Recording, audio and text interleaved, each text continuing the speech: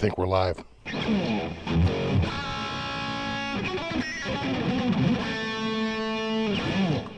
Where the hell's my bar? I must have taken it off. Will this fit? Is this the same size? It is. Different color, but the right size.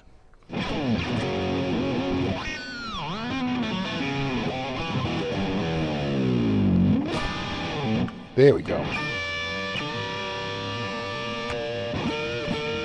We got Vimps, Yeti Motzi, Gary Davlin. What's up, buddy?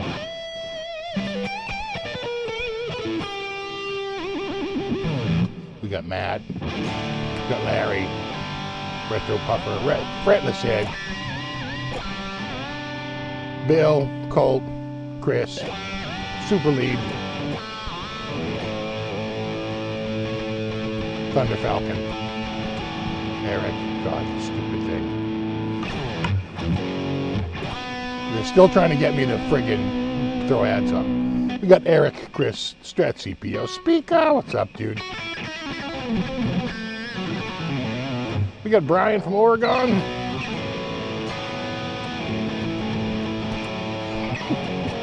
Got Jay Schaff. Zoots. Zach says it sounds good, and I believe him.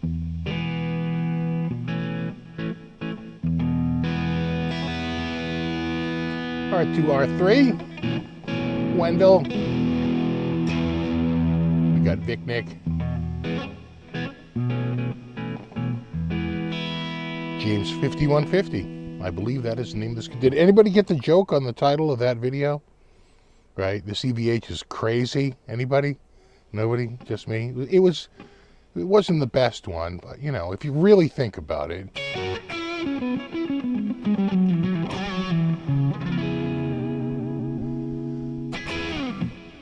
We got Chrono, we got Michael, we got Andrew.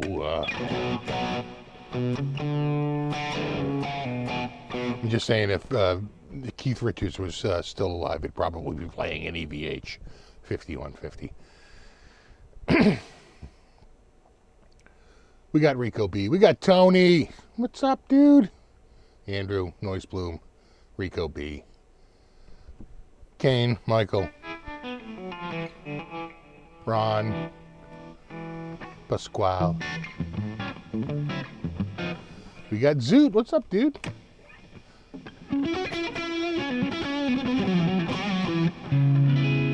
Seeing a lot of familiar faces here, like BC Rich. What's up, Brian?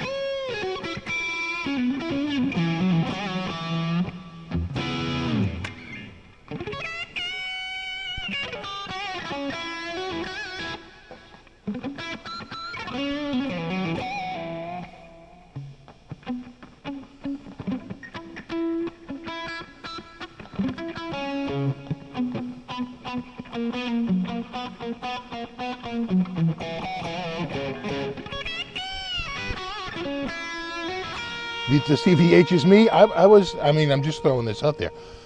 I kind of thought the yellow one looked good.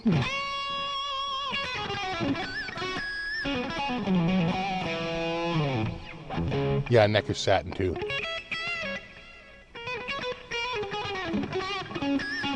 No, Keith Richards didn't die. It's an old joke that we have around here. We pick an old guitar player, and maybe not even that old. It started out that I had I had a Steinberger, and I think I made a joke, you know, I'm just saying if Jimi Hendrix was still alive today, they'd probably be playing a Steinberger, right? And then that turned into people who are still alive. I'm just saying if Jimmy Page were alive today, he'd probably be playing this Wild Audio Blood Eagle, right?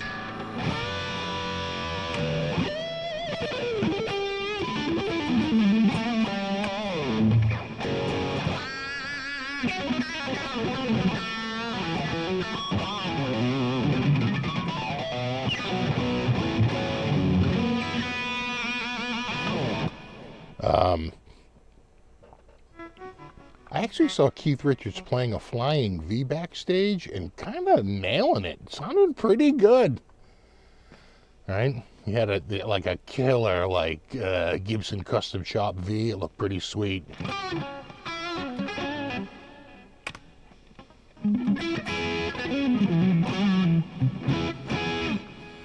Be honest, the guitar setup was shot when you first got it. Yeah, it actually was, because I think dudes don't realize that they have to. You got to adjust the claw if you want to adjust the tuning. Right? It comes out of the box set to one tuning. And that, I think, just mystifies some guitar players. They don't understand the whole thing of a floating trem and tension on springs and tension on strings. It's a spring-to-string tension equilibrium. And they don't get it. Or they're like, oh, you know what? I don't want it. I want it to just sit on the body, right? And they'll have it do that. And then they start adjusting the fine tuners, and now the fine tuner is like actually pushing down off the friggin' face of it. It's dented the top. And it's like, it's caused the whole bridge to tilt forward, and now they're really losing their mind. They're like, I don't like this system. It's very, right? The whole thing about Floyd Rose is, looks in this a spot. It's called like horizontal. It's called parallel with the face of the body. Maybe tilted forward if you're into that, but then you got to start messing with the height. But I just think it's easier just to have it nice and level. Nice and level. Then everything works fine. I have the window open. It is like so friggin' humid out. It's like we cooled off, but we're at like 97% humidity. Exactly. If the Django Reinhardt were alive today, he'd be playing the new Gibson Victory. I mean, that, of course he would.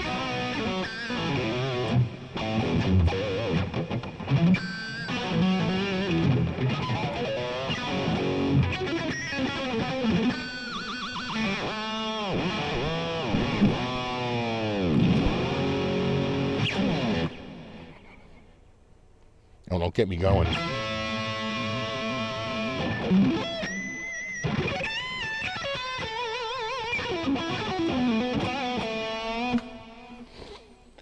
Oh, thanks, Jedi Riffser.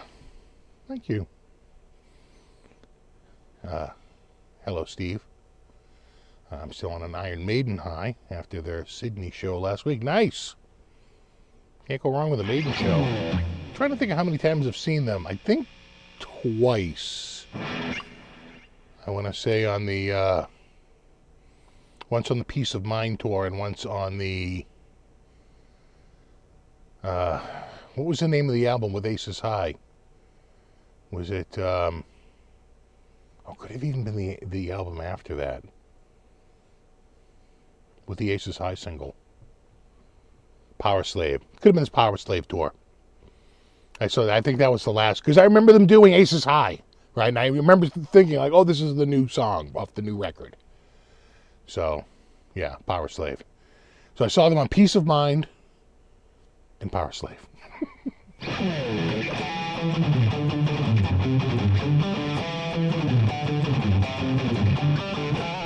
Thing is now they have so many albums and so many tunes.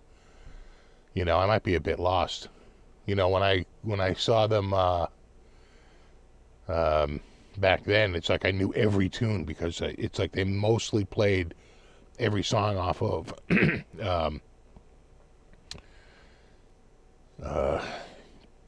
Peace of Mind, and the one before that, what was that? Number of the Beast.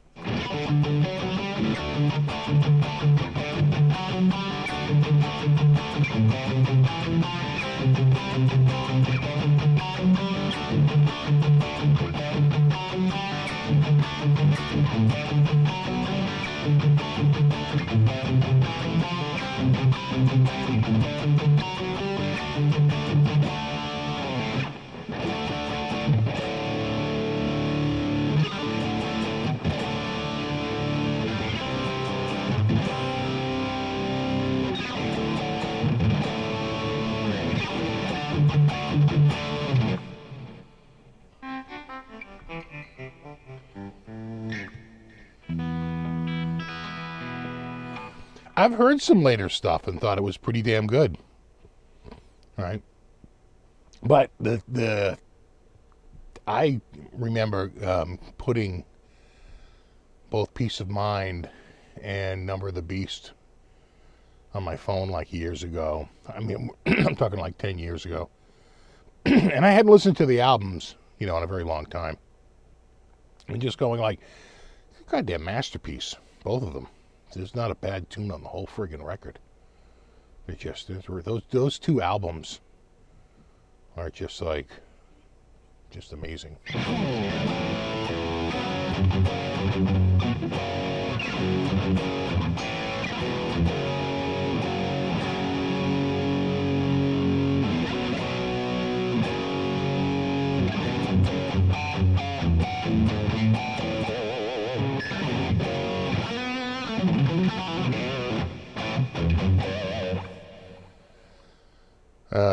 How does the EVH compare to the solid red Frankie that I had? Trying to think of the red Frankie.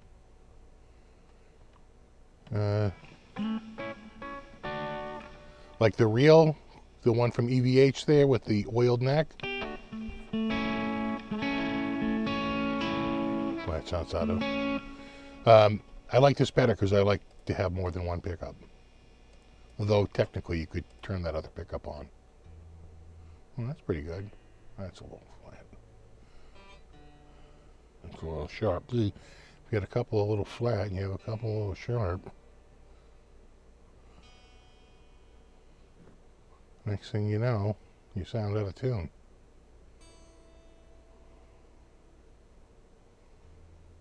Yeah, that's pretty good. We'll see how that goes. Hey! I can live with that.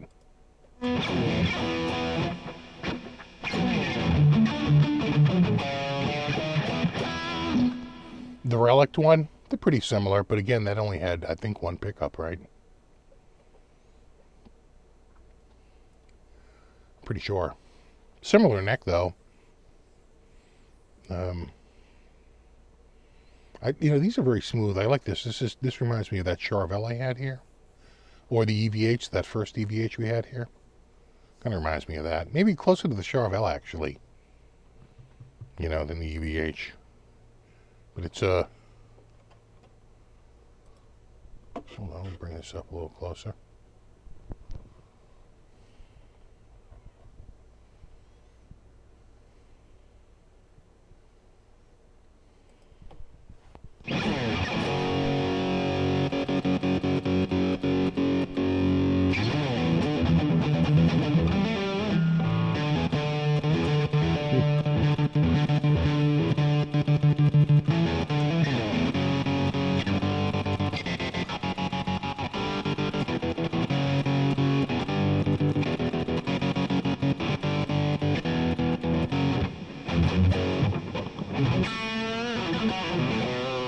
The bridge can go up.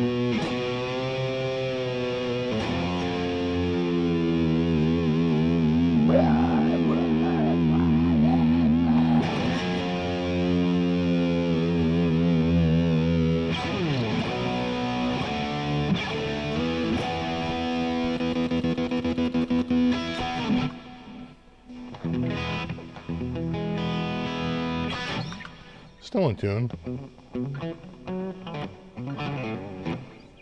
Yeah, Jordan.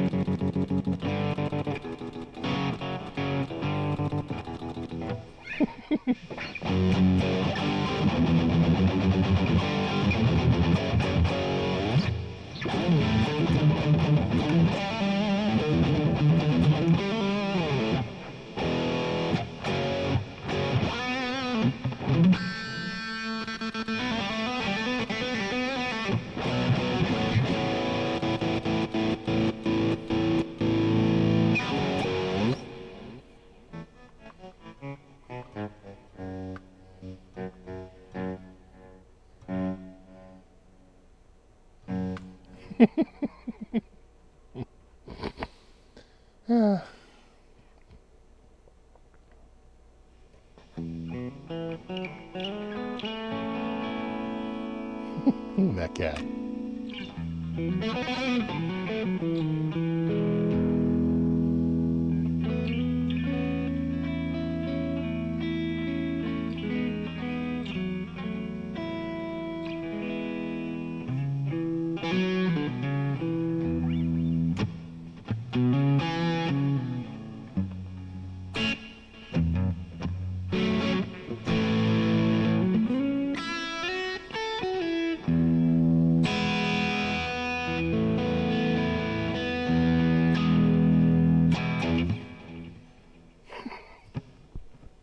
She's like, what are you doing? Who are you talking to?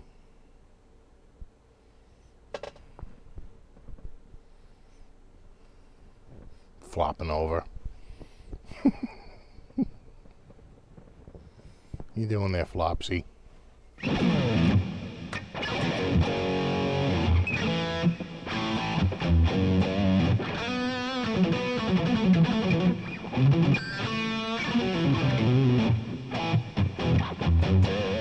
Yeah, you got an Edwards, you like it? Yeah.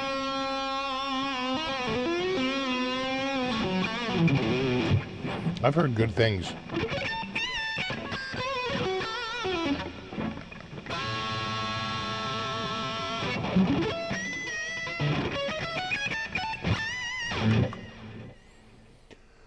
I think all these new models of EVH, Eddie, okay? How do you think these are model Wolfgang have to do with? You know, I think I'm pretty sure that EVH sort of licensed everything to them, and I don't know that they need to go and get approval for models, but I'm sure they do. I'm sure they basically say, this is what we're thinking, this is what we're doing. But, you know, the EVH, estate, I'm sure is, sure, sell whatever you want, because it's just more revenue for the estate. Exactly. But hey, Buckethead were allowed today to put a kill switch in all his guitars. He dropped a chick, you know. He dropped her months ago. I was just one of the poor suckers who went to one of the early shows where she was out there for like half the night. Matter of fact, I saw him recently doing, he was doing a cover of War Pigs. And, of course, she was god-awful, just tone deaf, couldn't sing it. And they were doing it, and I thought they were going to do it basically just without a singer. But the drummer actually sang it. The drummer sounds friggin' awesome. That poor drummer had to sit there and listen to that shit. He had to be dying, because that dude can sing. He's actually a real singer. He was belting that tune out. I was like, dude, you had this dude in your band the whole time? Then you're having her sing? Come on, cadre.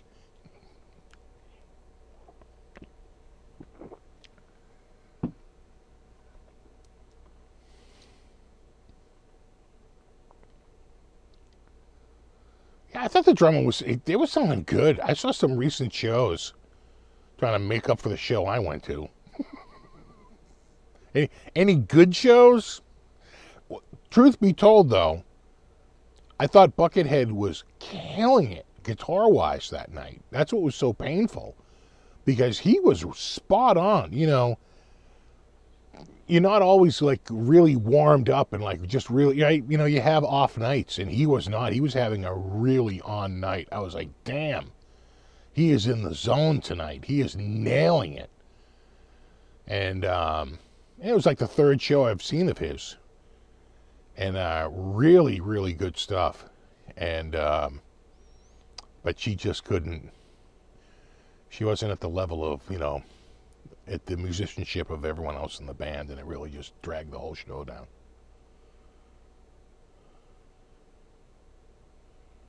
Buckethead's on fire recently. He's really on. Yeah, he seems to be in the zone on this tour. You know, he's been woodshedding and been putting it, getting his chops. You know, you got to remember, I think he's my age or a little older. What I got here? Mosquito? Got the friggin' window open. You know what I saw walk by the window today? I could not believe it. I'm sitting there and I look up, and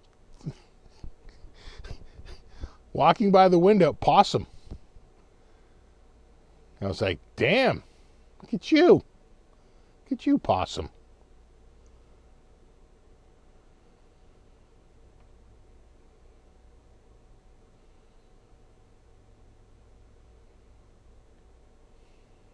Yeah, it was an awesome possum.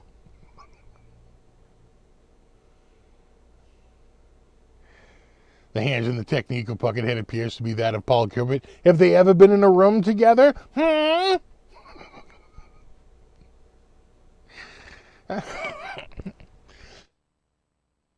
Actually, I think they're on tours on different sides of the planet, so I doubt they're the same person.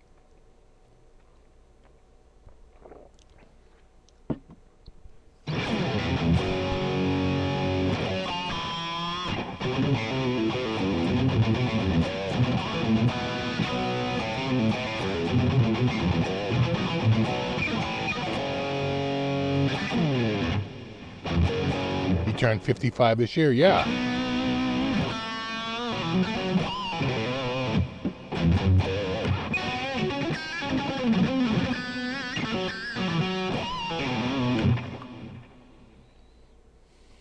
You've met both. Buckethead is taller than Gilbert. I've only met Paul Gilbert.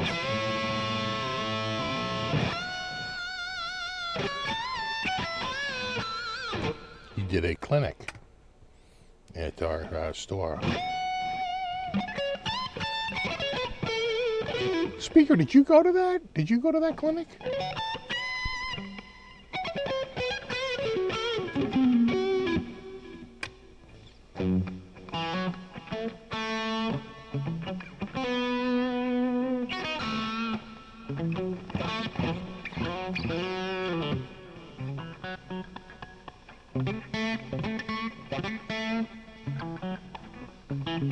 Exactly. If Paul Gilbert were alive today, he'd probably wear a KFC bucket on his head.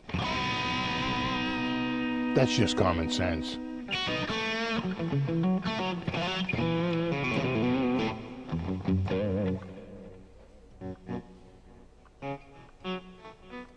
What's up, Sean?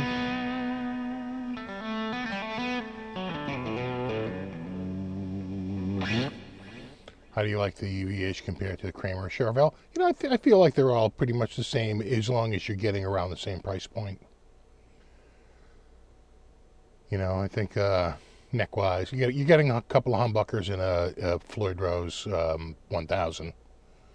Like if you got the Kramer Pacer, I want to say, which of the Kramer Pacer, of the Charvel San Dimas, right? Or would it be the San Dimas? I think it's the San Dimas with the two humbuckers. You know, or the EVH.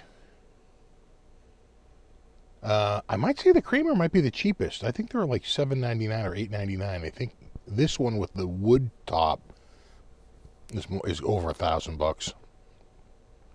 But the painted top might be a little bit less. I'd have to see what the difference is, if there's any difference at all between the.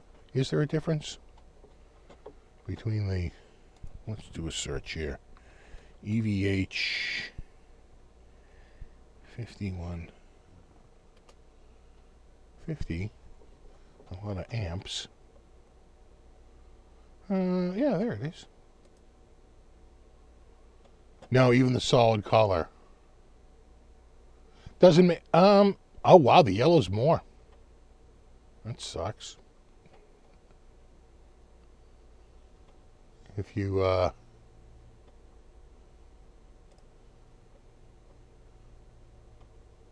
so that's the metallic silver $10.99, neon pink $10.99, slime green $10.99, stealth black $10.99.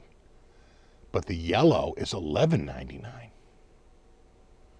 Damn, bro. Why do you pick the one I like and stab me in the heart?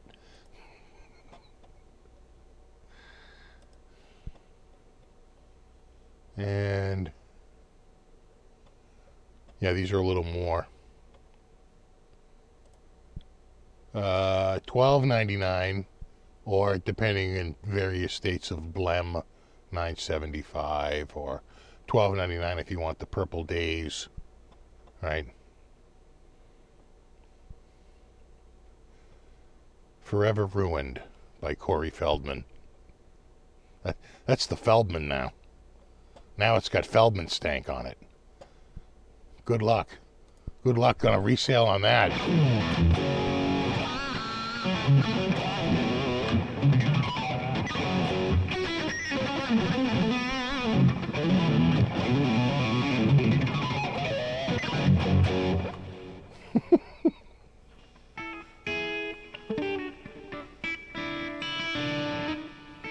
Right, just became a meme guitar.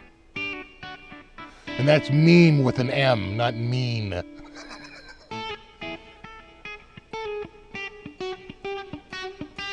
You have the blue one? Yeah, they're gorgeous guitars. This is basically the same guitar, it's just that they use a different wood for the veneer. Right, they use a poplar burl instead of the quilt or a flame.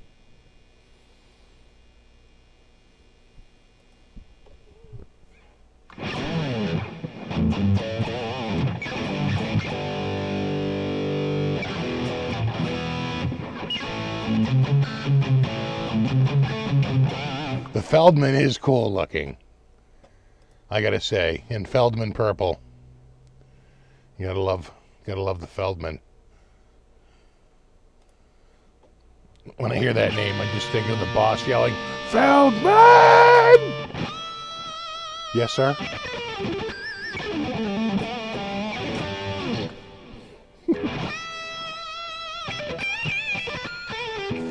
Feldman! Get in here!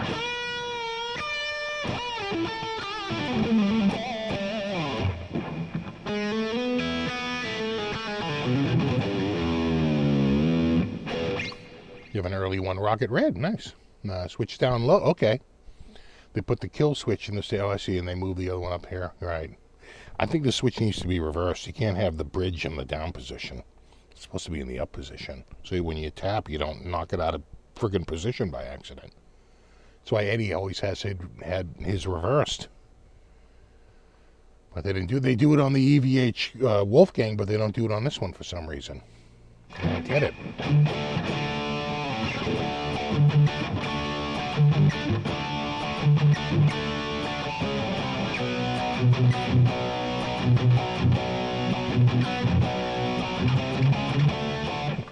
Can you play the Feldman solo? Sadly, no. That is beyond the scope of my playing abilities. The truth be told is that sometimes it's hard to play bad. It just is. No one can play it, not even Feldman. Feldman!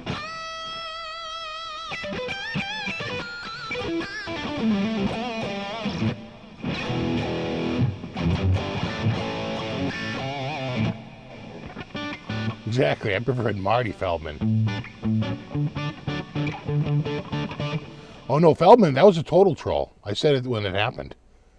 People were like, what is he doing? I'm like, he's trolling the audience. He's totally trolling. Oh, you don't think I'm up here? Watch this. Yeah, you paid. Never forget, you paid for this. That is good. So we have some new gear this week. We should get the gear out of the way. Gibson has been doing some stuff. They've had a few releases recently. I mean, last week we were talking about the Victory. And this week we have the new Studio. In 4 different colors. Ebony, wine red, blueberry burst, and cherry sunburst. The email said it was the one, and I believe them. What I like about it is they put a binding around the neck, which a lot of times they don't do with the Studio. All right, Studio doesn't get the neck binding.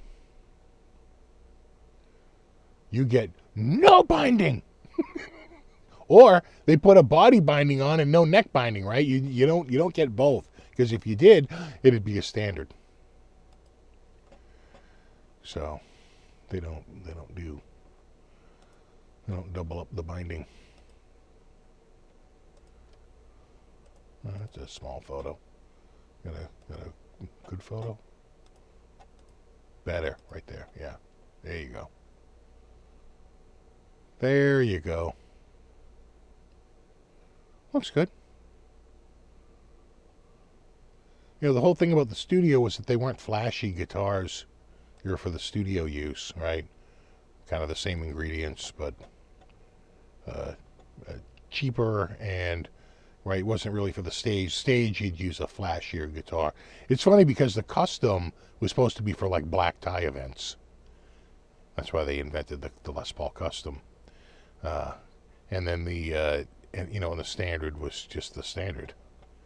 And this is the new. Do they have it here? Learn more. Yeah, right there. This is a collectible. This is not. This is what I would call not really a play. You're not really buying this guitar to play. All right, nobody's buying this guitar to play it. They're buying it as a collectible. They're $12,000, and I think they're limiting them to some number. 50 comes to mind, but I could be wrong. And, it's just loaded with all kinds of figuring, and it's just their top of the line, it's just top of the line acoustic. And it's a homage to the founder of Gibson, Orville Gibson, and they're calling it the Orville. I think it's his anniversary on the head, right? They're calling it the J45 Orville Artisan 130th Anniversary Limited Edition Ebony Exclusive. Do they tell you how many they're going to make? 30. Wow, it's even fewer. When I said 50, I kind of in the back of my mind, I was thinking like, well, it might be the number of whatever the anniversary is. And then I saw the anniversary was 130, the 130th. And so I'm thinking, oh my God, they're probably making 130, but they're not. They're making 30, which makes sense. It's again, nobody's buying these to play them. These are sold as a collectible, pretty much. Kind of like the double neck, right? Over 100 pieces of shell inlay across the fretboard in the peg head. I mean, it's undoubtedly ornate. When you've got friggin' all kinds of. I mean, look at this thing.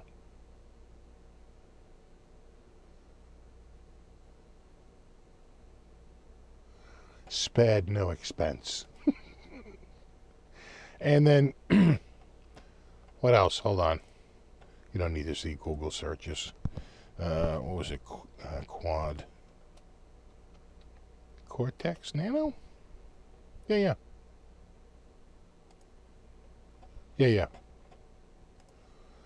Right there, Neural DSP Technologies introduces the Nano Cortex. An ultra-compact, all-in-one rig solution. Oh, for Christ's sakes. I don't know. I don't want your crap. Where the hell are my blockers? What am I paying you for?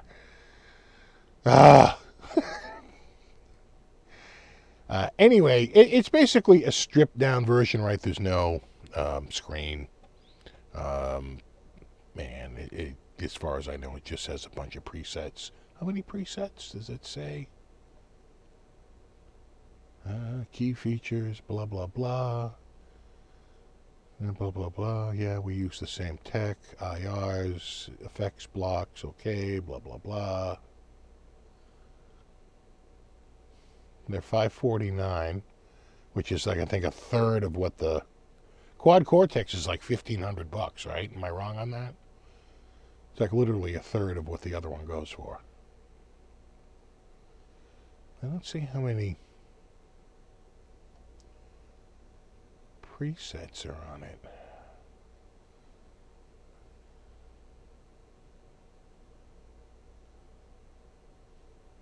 If you see it while you're looking at this, yeah, I don't know.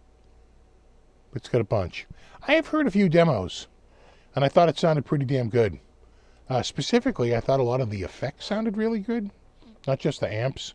Like, in other words, I just really thought the reverbs and the stereo delays sounded really freaking good. Really good. So, you know. I'm sure oh yeah, what was the truth of the Nano? I think he was upset at the marketing, right? Because they just go on and on with their marketing.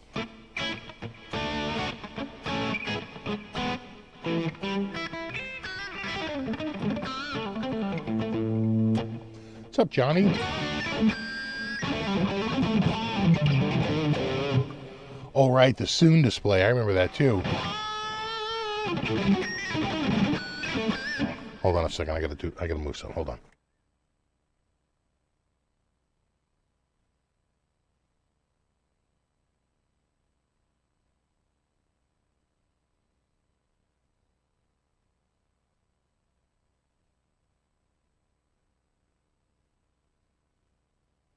Yeah, much better.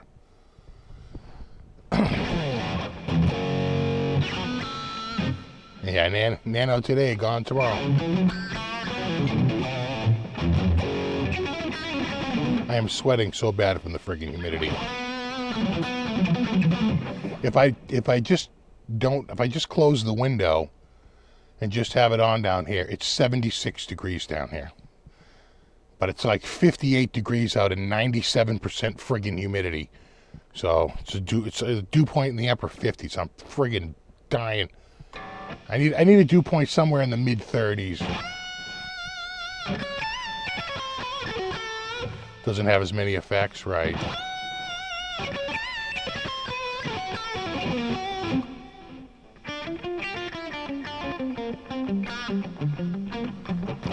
%, humidity in Arizona. We don't get like that.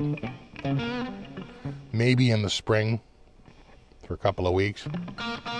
We just had the longest stretch of no rain ever. The fourth longest in recorded history, with 29 days of no rain. But it's been raining all day today.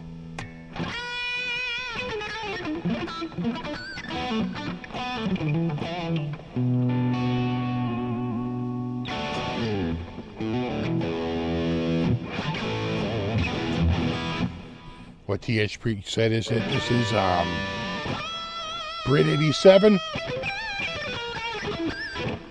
What do they call it? We go over this like every week. Everyone, what patch is this? Get your pencil out.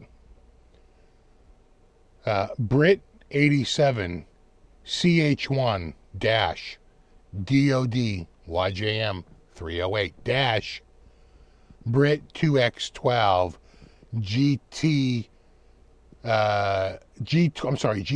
T75 dash SM57. That looks to me like a Brit 87, which is a Marshall 1987, an 87 Marshall with a Yngwie J. Malmsteen DOD 308 pedal in front of it, running through a Marshall 212 cab with Celestion T75s and captured with an SM57.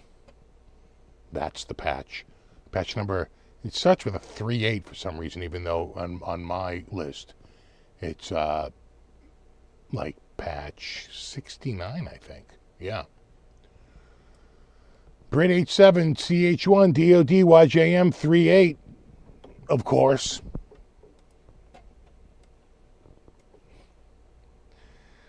It's the Ibanez school of coming up with patches.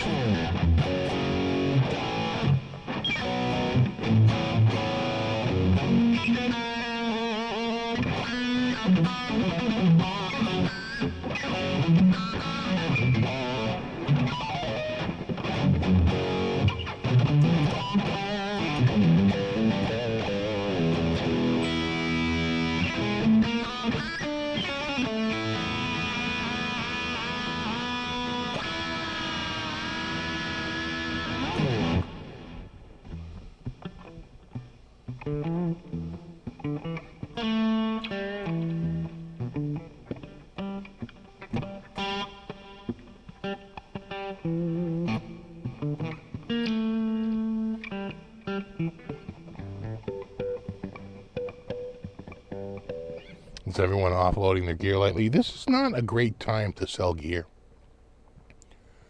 You better have to sell it in July or August rather than September, October, November. You might get a few Christmas sales, but not really. People don't buy used gear for other people, usually. They tend to buy new as a Christmas gift. Your best time to sell used gear is generally March and April. February, March, and April, because people are getting their refunds, their tax refunds. And that's sort of a little bit of mad money.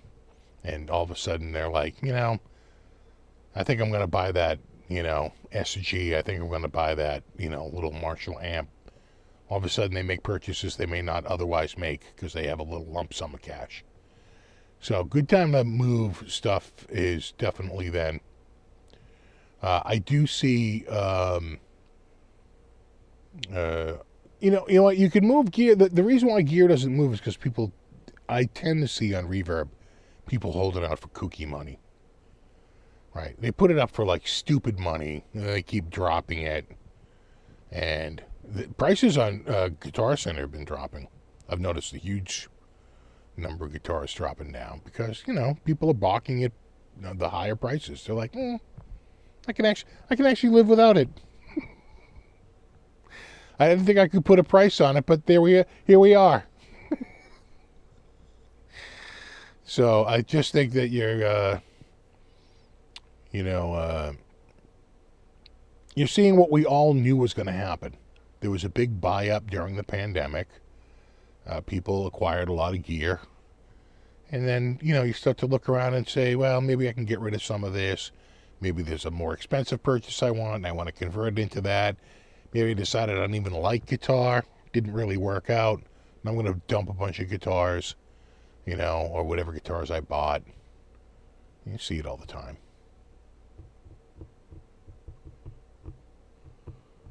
Did I buy that guitar from Zounds? No, it's a loaner from Zounds.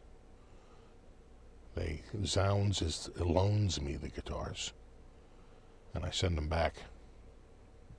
But it is from Zounds, yes.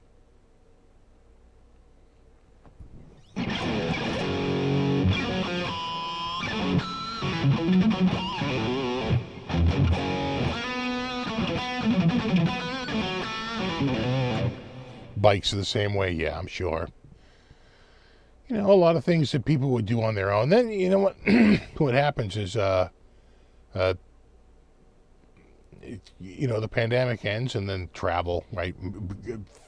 Prices for hotels and flights shot up because there was huge demand for it. Now that's down. I should have bought that flight to LAX. I got to check it again. That was down. Round trip was like, it was like $209. In fact, one of the airlines, I thought it was down to like $159. I should just, like, what am I doing? I should just get that flight. That is cheap for round trip, nonstop.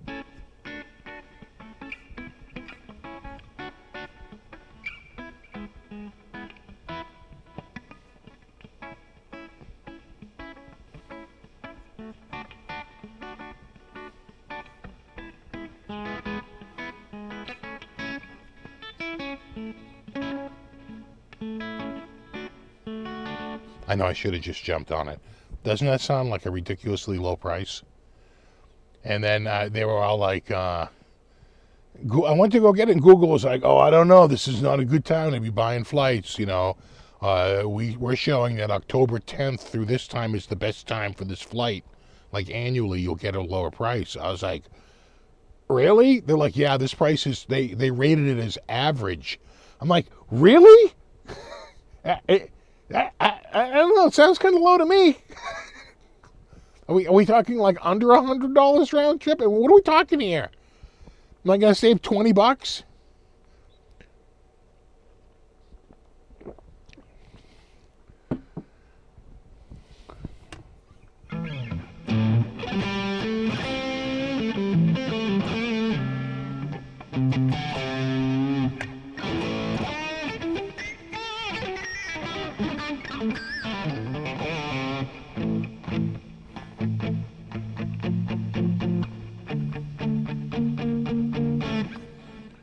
What do I think about the American Jackson series other than the cheap trend on a high-priced guitar? Yeah. Well, is it using a 1000? Or is it using a special? It's not using a special. It's using a 1000. That's pretty much the same as the original. You know, unless you get, you know, you're hung up on longitude and latitude. But metallurgically, I think they're identical. Yeah, a 1000 is the same as the original. There's no difference in the metal formula as far as I know. Literally, the only difference is one you can buy at retail and one you can't. You know. You're going to shit if you find out those German ones are just all imported from Korea. And they just stamp them. You're going to be like, oh, what? Right? When they cut the same banana in half and they go, yeah, this one's organic and this one isn't. This one's $4 and that one's $1.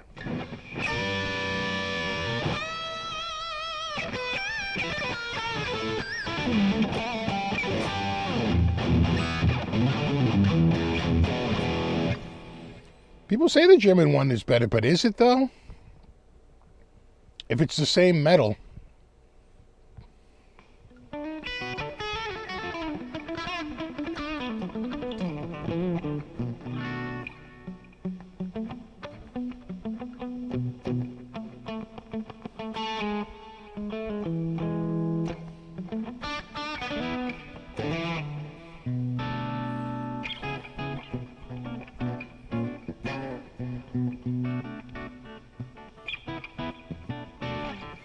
Because I have heard from a number of people that, like, it's literally the same exact formula. What they had to do was they were never going to get a good deal out of Schaller for that original one. And Schaller really can't do the numbers that they need. They needed to find a Korean maker, right? They bring them the same KFC formula, and they make it there. They're the same specs.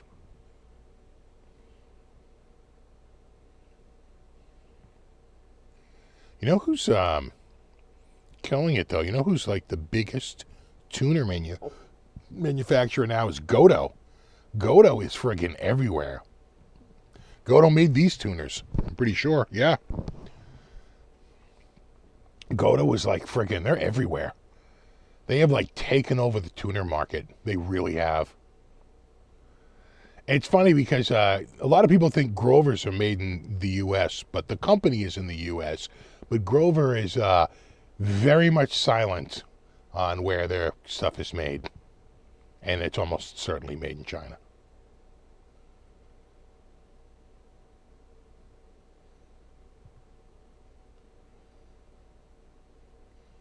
They're like, we're an American company. Yeah, but where are they made? We're in America. Yeah, we know where you are. Where are the tuners made? We're an American company.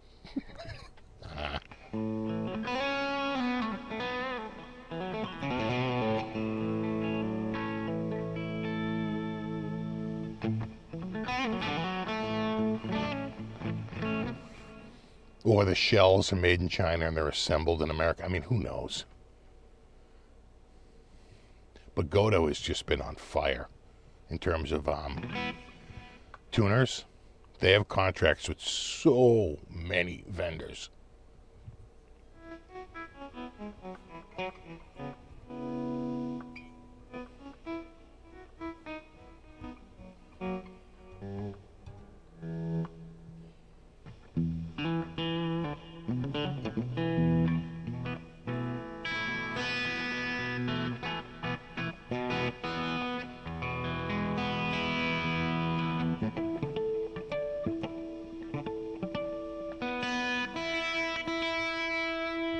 You can hear that.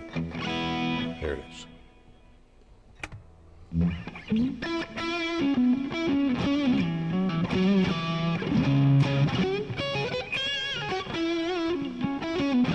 Just prefer the German Floyds. Get a room, fun boy.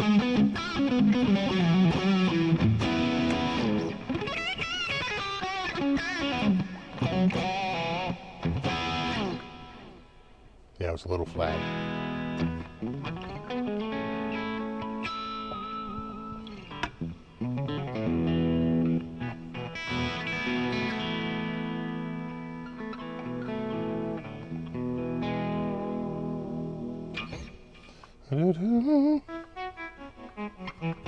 Well, that's how Kramer was. They had ESP making a lot of their stuff. And they would just paint it here and assemble it here. So there was enough manufacturing here to be able to say made in USA, but that quietly sort of went away. And it was just like Kramer American, but it didn't say made in USA. They're like Neptune, New Jersey. So is it made in Neptune, New Jersey? We're in Neptune, New Jersey. Yeah, but where is it made? You're in Neptune. Okay.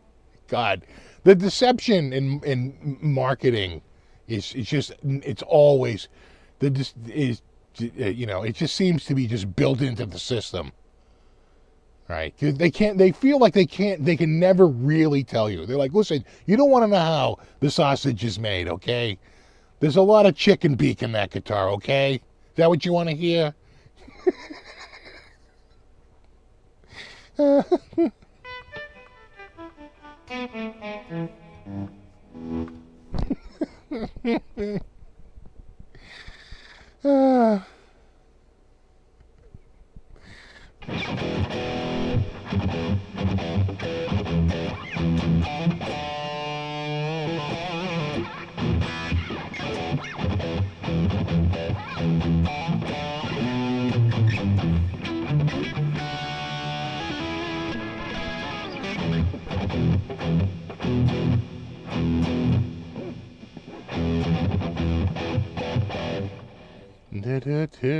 I love the low friction knob on this.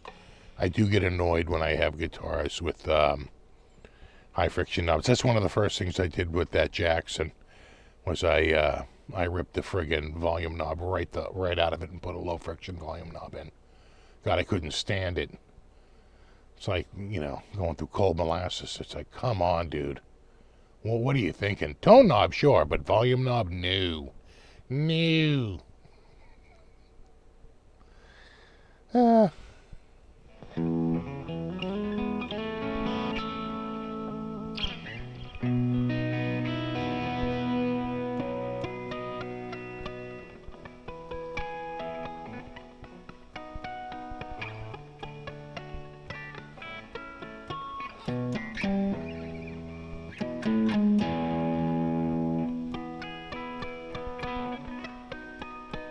I do. I use the Borns.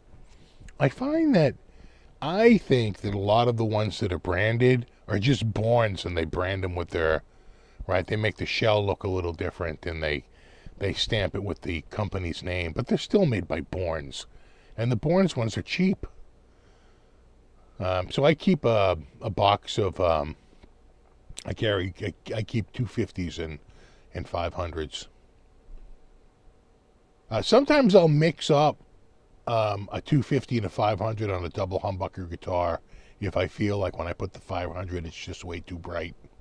I'll throw a 250 in, leave the 500 in the other spot, and tame some of the highs sometimes. Sometimes it is a little shrill. Just depends on the pickup set. They say you're supposed to put 500s, but I do find it just depends on the pickups. I do find sometimes it's a little much, and I'm like, oh God, that's way too bright. I put the 250 in, and man, it's like a whole new guitar. It sounds amazing. This is an EVH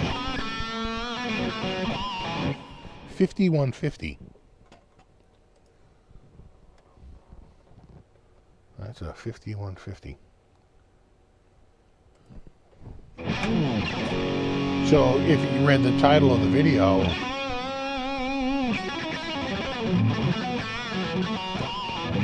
I think I wrote this EVH, this guitar is crazy, or this EVH guitar is crazy.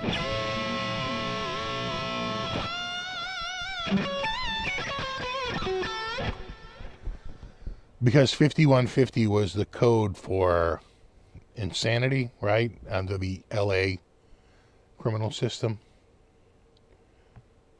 right? So it's a 5150 ref. I don't know if I don't think people got it. If you look way up there, That's the joke going by. No one, not a lot of people picked it up. Right, escape mental patient, right? I think that's what it is, or basically mental. Right, there's a you know, like a mental health episode.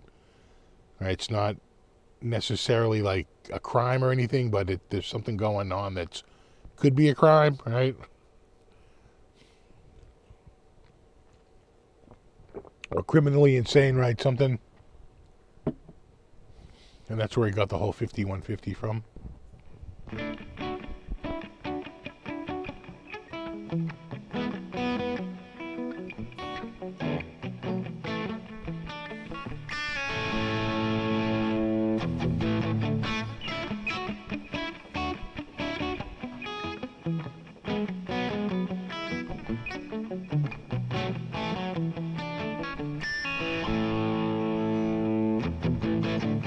Yeah, you could be right. Criminally insane. You going to the hospital for 72 hours, right? For an evaluation. Yeah, that sounds about right. I'm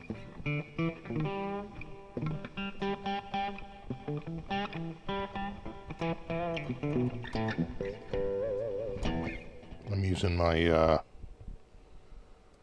my Daw Man pick. Daw Man. Though I think he's officially out of business.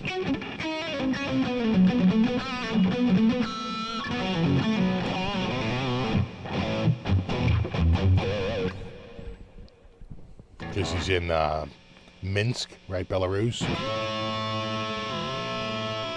And they're having trouble shipping out.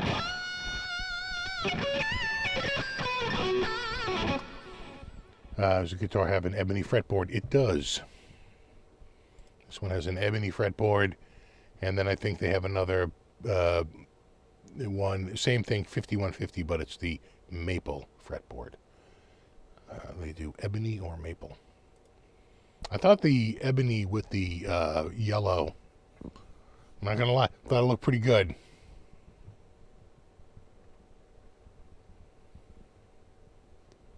Not gonna, you know, the bright yellow with the black. Ooh, just saying.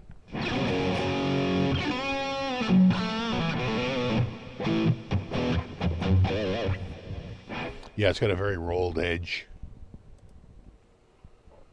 They roll the edge. Rush wrote a song about it. Roll the edge.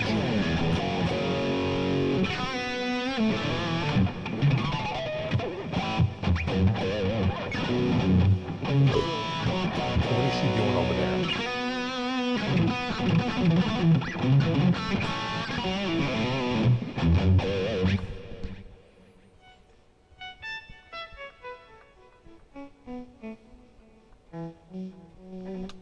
Yeah, I don't mind the truss rod wheel. It's pretty easy to work.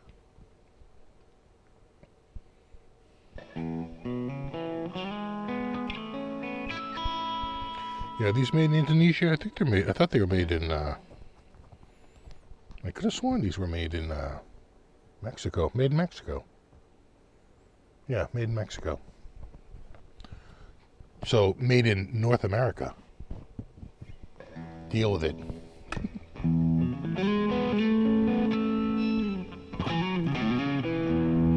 Technically, it is American made.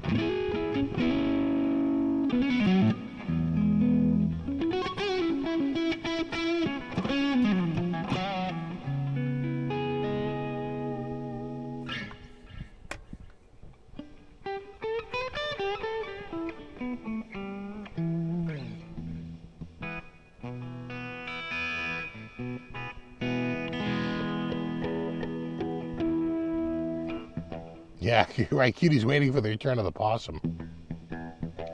No, we haven't seen Mom. Well, we had Terry last week. We haven't seen,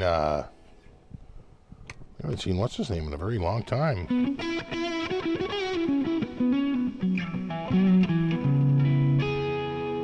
Ben.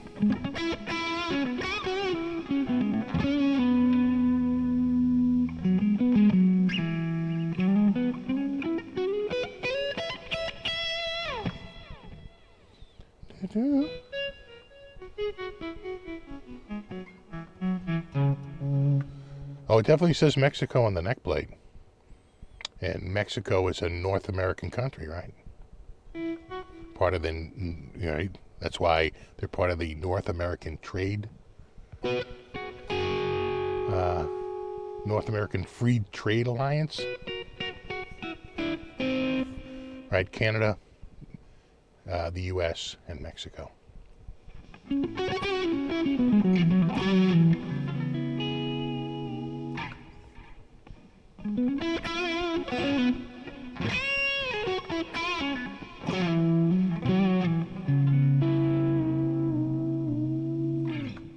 Do, do, do.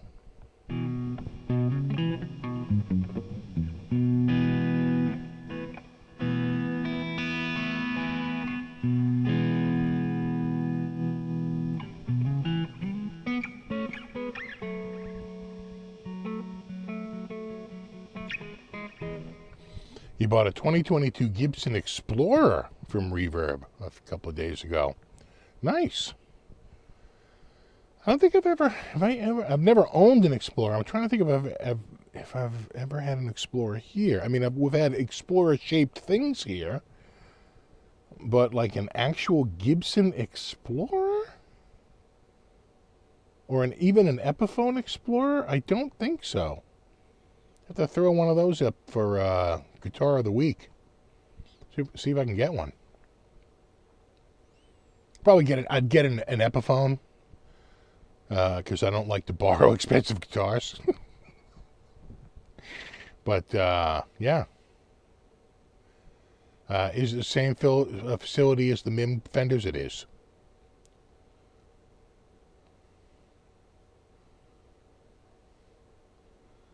It's not. It's barely more than spitting distance from Corona. Oh, yeah, you'd be bummed if you found out how many workers, worked at both plants.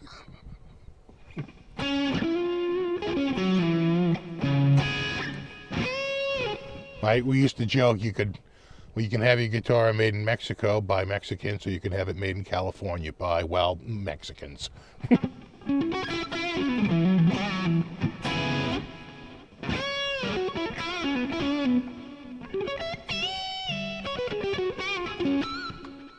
Yeah, Explorers are hot right now.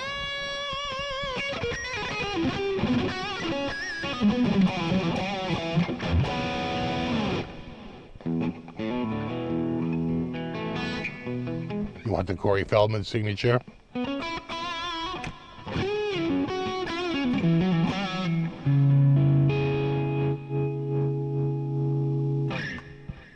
The Feldman.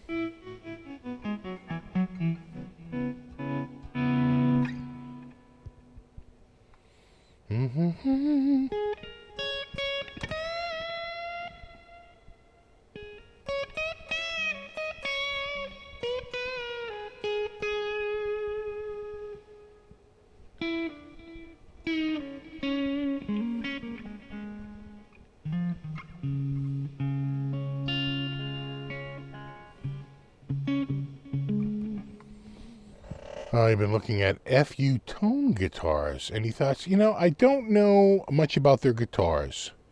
FU Tone, as I'm sure you know, has been a parts, maker for probably 20 years longer. So when I think of FU Tone, I think of, bridges and, tailpieces and, tuners and, all kinds of parts. But their parts are known to be pretty high quality. So assuming that their guitars have the same, attention to detail as the parts, I'm sure they're good. They tend not to be too cheap, though. I don't think FU Tone is known as a bargain brand by any means. They're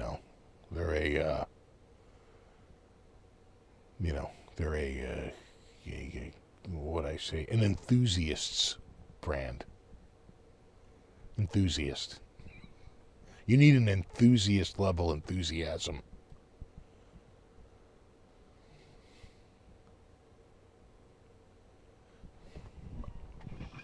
You're going to need FU money if you want to go to FU Tone.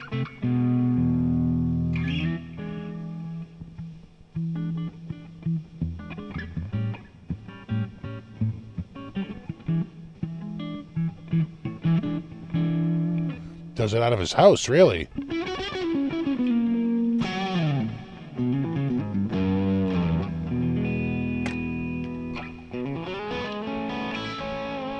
I did see that Dweezil cover eruption, and then I saw the Beato interview too.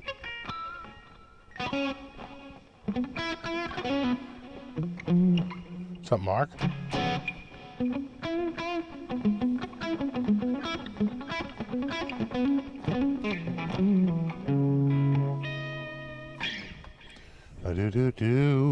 So, the corner of my friggin' porch is rotted, and it's developed quite a hole up in the fascia board. And my wife was like, "Oh, we heard a mouse." I'm like, "You heard a mouse?" She goes, "Yeah, like up here, you could hear it run along this outside wall where the porch meets the house." She goes, "You could hear it up there. You could hear him in the wall scratching." Like, you heard a mouse in the wall scratching? Yeah, I don't think so. That's a squirrel. You would never hear a mouse. You never heard the phrase "quiet as a mouse"? You're not hearing a mouse in the wall. That's a squirrel. That's a squirrel all day long. I did see the squirrel emerge today. It's been raining. We've had cold rain. But what I'll do is I ordered a powder bellows, to put in. Squirrels don't like cayenne pepper. They don't like hot things like that, and they don't like steel wool. They don't. Those are the two things they don't like. So my plan is, I ordered a bellows. It'll be here tomorrow. A powder bellows. And I ordered an 800,000 Scoville Reaper powder.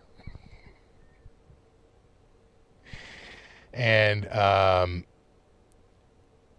going to go up there, and I'm just going to, during the day when they're out foraging, I'm going to go up there, and I'm going to blast the inside of the area with the Reaper powder. I'm going to stuff it with the steel wool, coarse steel wool. And then I'm going to spray the outside of the steel wool with more of the Reaper powder. And that I'm hoping that's enough of a deterrent. So, we'll see.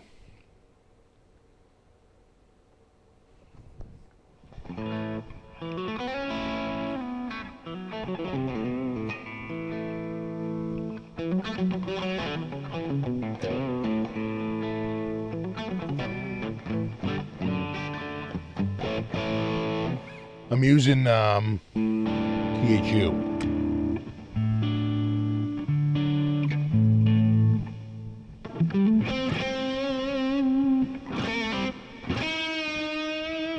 Oh no, we're gonna fix the porch. It's on the to-do list. It's gonna get fixed. I'm figuring out how to approach it. But I'll do it. I mean, I got the front steps done. I did the back porch. I got this. We'll get it. It's time to do it. No, it wasn't. I actually saw the squirrel up in there, going in and out earlier, and I was like, all right, you son of a bitch.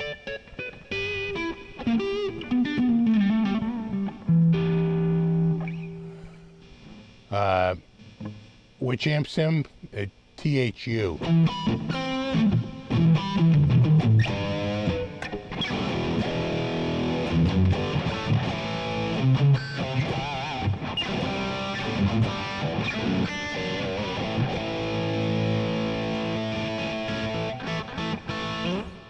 Do-do-do.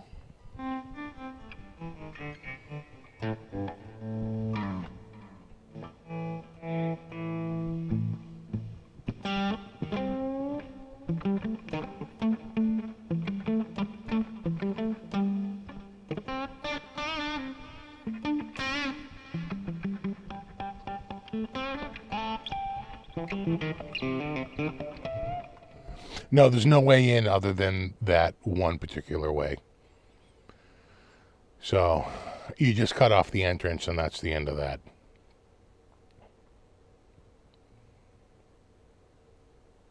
The only thing you don't want to do is you don't want to trap them in there. But I think if you do it during the day, they're out foraging during the day. They don't hang out in there, inside all day. I'm up there during the middle of the day. The only reason why they're in there today is because it's raining, right? They're seeking shelter.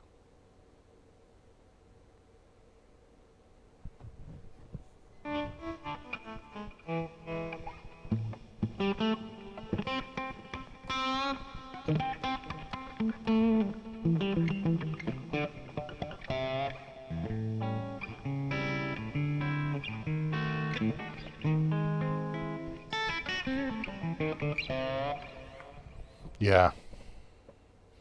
Well, the thing is, I use so much friggin' bug poison, I'm sure that they're relatively, like, flea and tick free, right? Kind of a safe zone around here for mammals.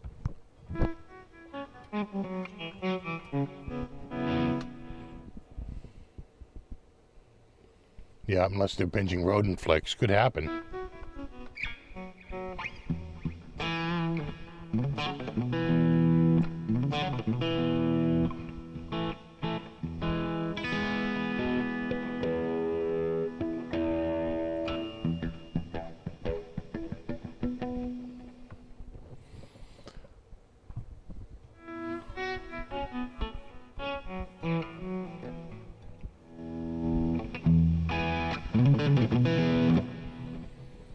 Oh, man. So I got a good guitar this week for Guitar of the Week. I shot the video today.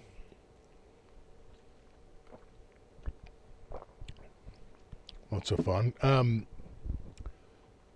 Fairly inexpensive guitar. I was shocked to find out.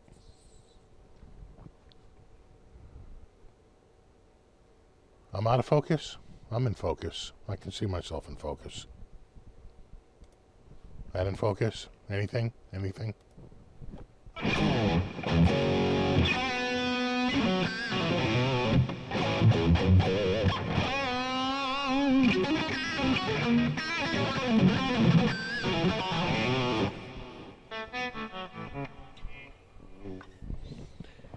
Oh, it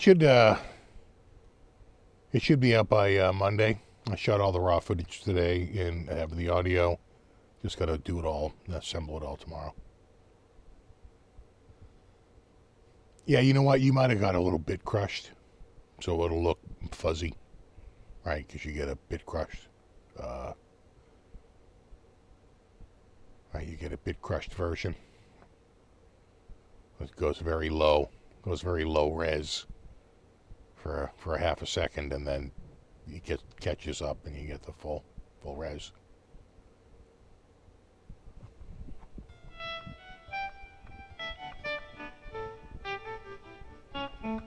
You've been enjoying the Guitar of the Week? Yeah. I like it. It gives me nice regular content. And then we can vote on Guitar of the Month. And then we'll probably do a Guitar of the Year at the end of the year. And only Guitars of the Month can be eligible for Guitar of the Year. Should we do that? Only ones that win Guitar of the Month are eligible, or open it up to all guitars? That's a good question. Will any Guitar of the Week be open up to Guitar of the Year? Or only guitars that made Guitar of the Month? Because you're talking, a huge difference.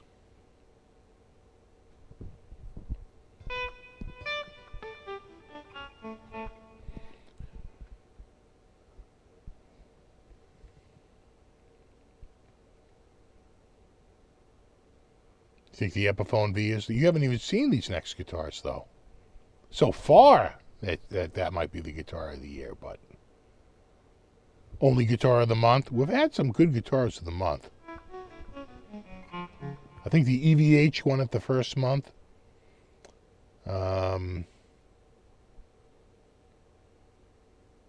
I want to say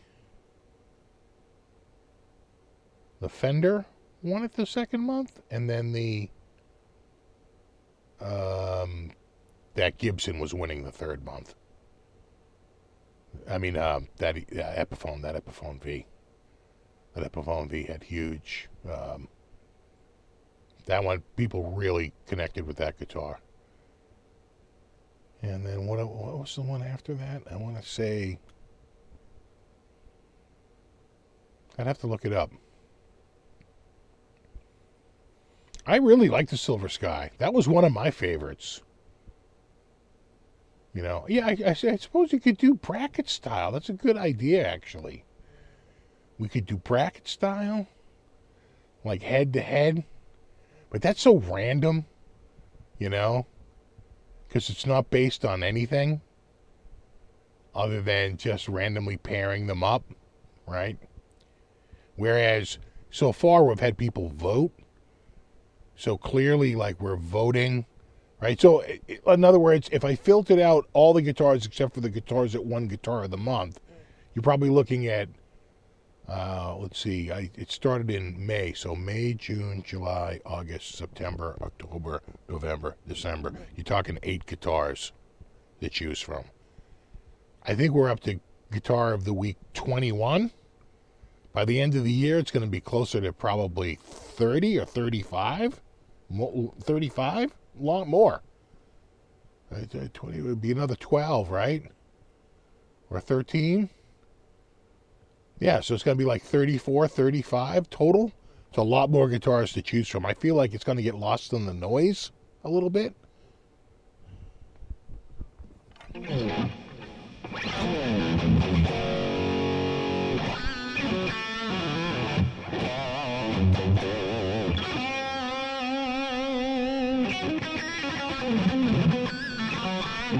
Well, the thing is you can't do a vote poll with all the guitars.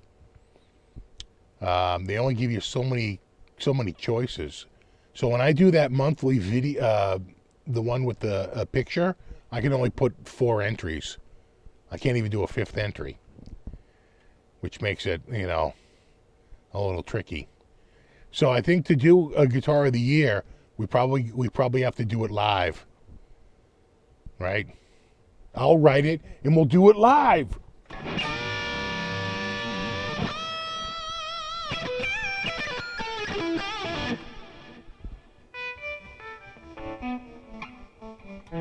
Only the best of the best compete. Yeah, see, it would certainly filter it down. That's for sure. You already lost.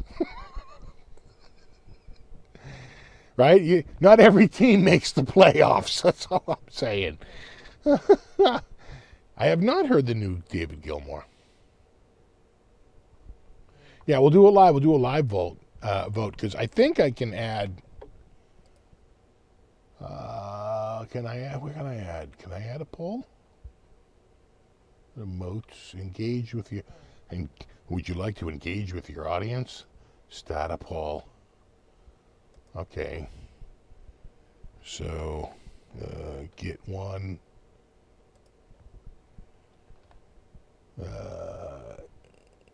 Get 2. Let's see how many we can do. Get 3. Or up to 4. This is where it would normally, I couldn't add a 5th. I can't add a 5th. Yeah, they give you 4 options.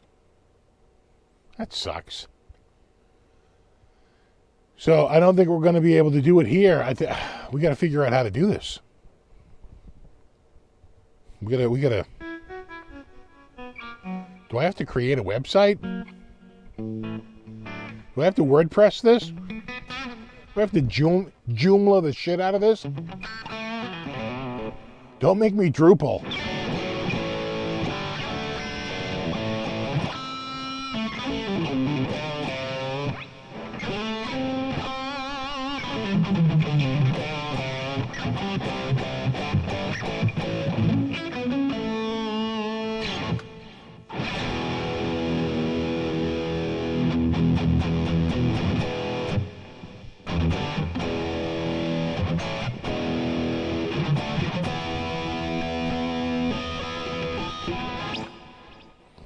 Do it quarterly?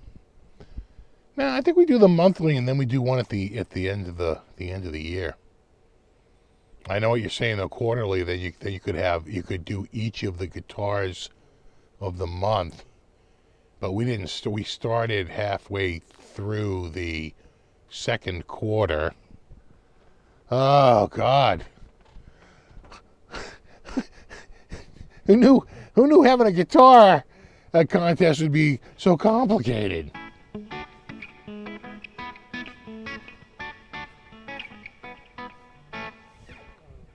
Just outsource it to New Jersey? Sure.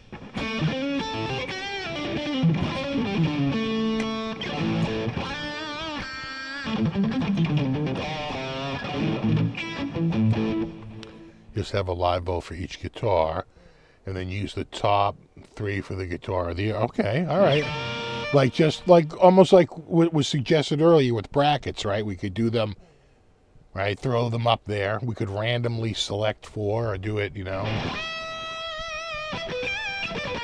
chronologically. Yeah, maybe. Listen, I think Retro Puffer makes a good point. No matter what you choose, I'm just picking it, okay?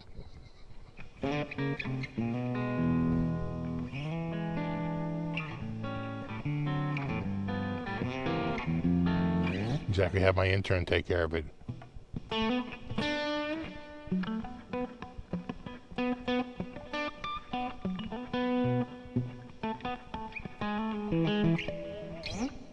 And everyone will be like, no!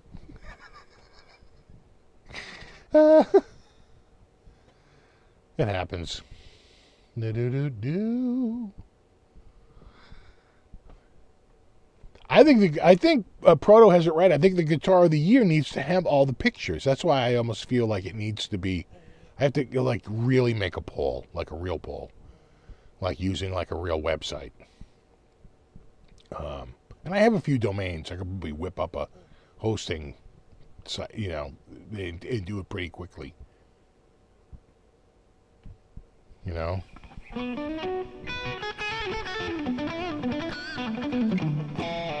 Remote at Applebee's? No way. More like Hooters.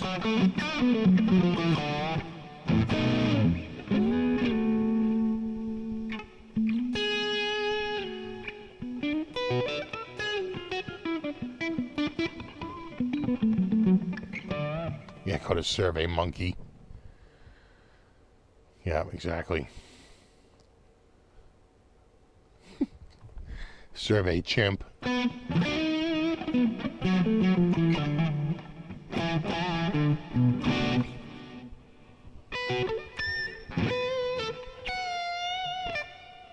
Oh, I've done a few websites. I could whip a website up. We need a website? No problem, bro. What do you like, the Joomla?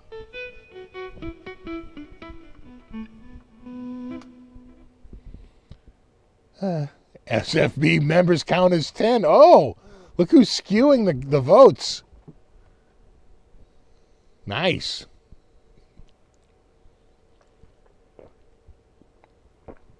Spoken like a true member. We might have to do that. Just to encourage more membership.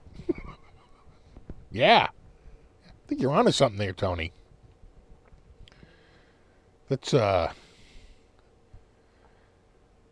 think Tony's on the metric system, so that checks out.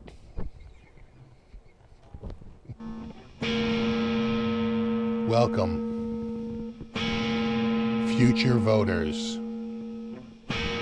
It's a paywall vote.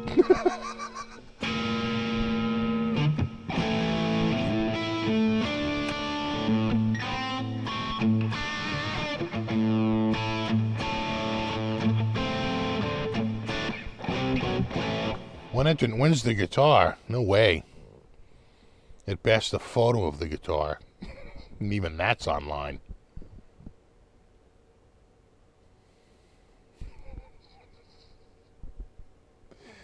The Vola bass is very nice. I like the Vola bass a lot. See, it's sitting over there on a stand. Sadly, my contact at Hosa has left. He had been there for like many years, and he was just tired of working there, and he moved on. But God, they used to send me guitar stands like crazy. I probably have a few in the back. It's like, am I running out of guitar stands? I might be. Exactly, pay to play.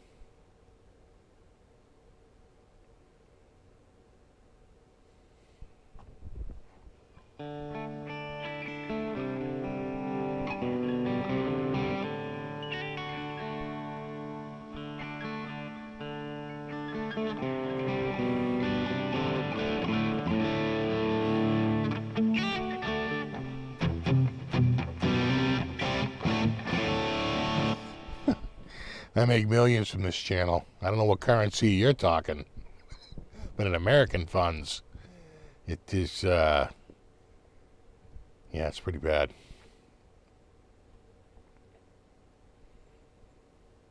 It's like drachmas.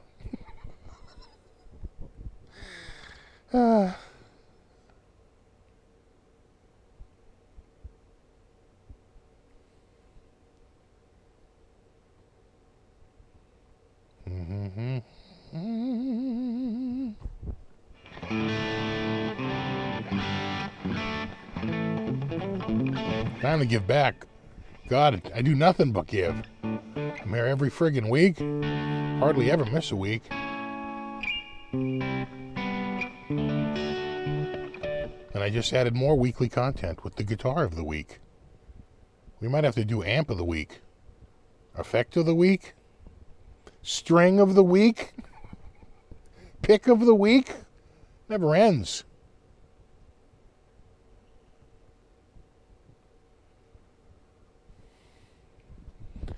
You know, it has been a while since a U Up.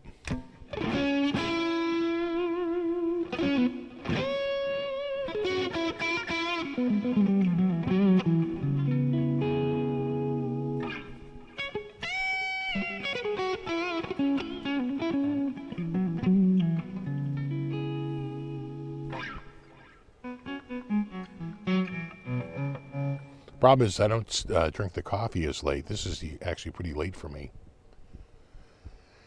And so, you know, what's the one guitar you'd never sell? I actually probably have a few. I do love my Select Strat. Really like the neck on that one. And, of course, all my old Ibbies and my old Kramer. And that Custom Shop Volar is sick. Same with the Custom Shop Ibanez. I'd hold on to all those, you know. You know, the Les Paul's nice, but there's nothing that would make it say, like, it's so unique you couldn't find another one, you know? Unlike those other ones, which would be a little harder to replace, without a doubt. I was actually looking at, like an SG Modern recently, but I found out that the one I was looking at, which was a pretty good price, it was like $11.99, which is pretty good for an SG Modern. You know, ebony fretboard, the whole 9 yards, the flame top. And they're a little thicker because they add that flame top.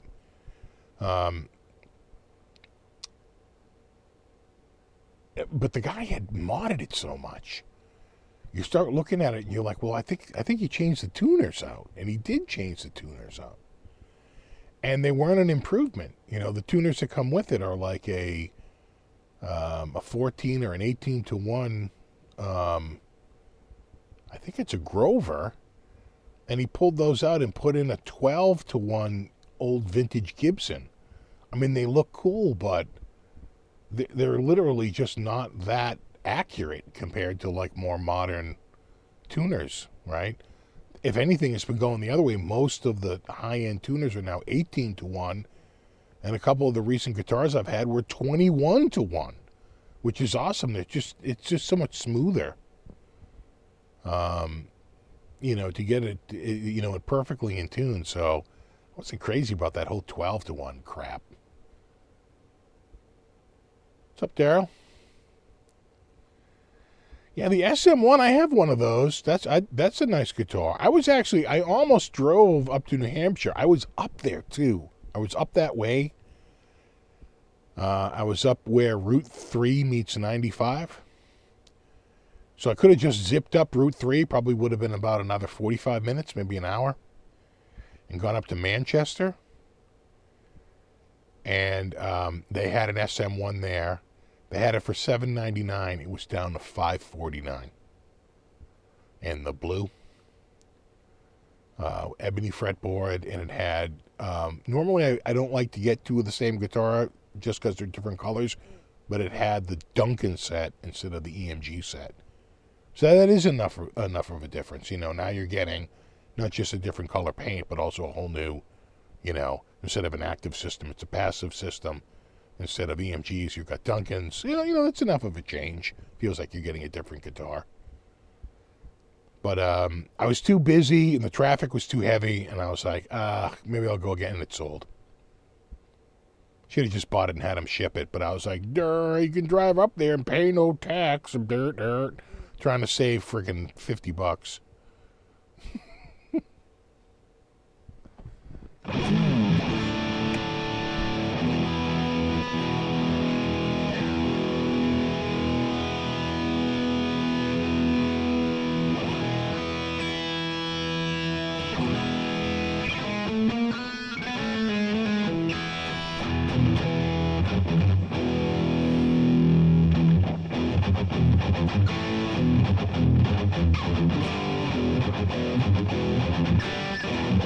Exactly, it's a different pickup holder.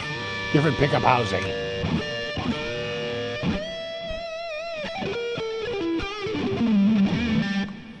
Manchester Music Mill. Yeah, I don't think I've ever been to that. They've been around forever, though. No, I'm pretty sure it was at Guitar Center. Like $5.50. You don't really see them. They might have another one up there. Let me see. I need to... you know what? You never know if they're going to do SM-1, SM1. Sometimes it's just better to just go to the listing. View all, and in the K's. Try JK, right there.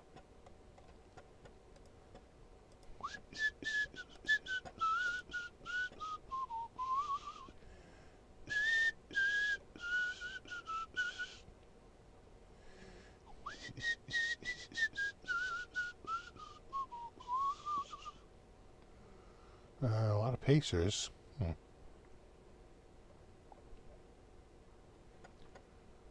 like I'm seeing a lot of Pacers here. Come on. We're too low. Kramer Beretta. That's how you pronounce it in Boston. You don't say Kramer Beretta. You say Kramer Beretta. That's a pretty good price on that 84 for $5 1/4. That's a good price on that guitar. You can see it's down from $6.99. That's pretty damn good for that graphic. I follow these enough. Okay, vintage ooh, here's one. Not $5.49. Is that the orange? That's the orange. That's the Lambo orange. Yeah. I thought they had a red. Might have sold. Oh, no, right there. Yeah, right there. $5.49.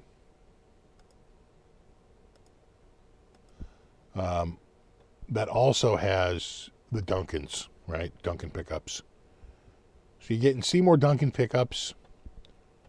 $5.50. Also the pick, right? Also Duncans? Yeah, also Duncans.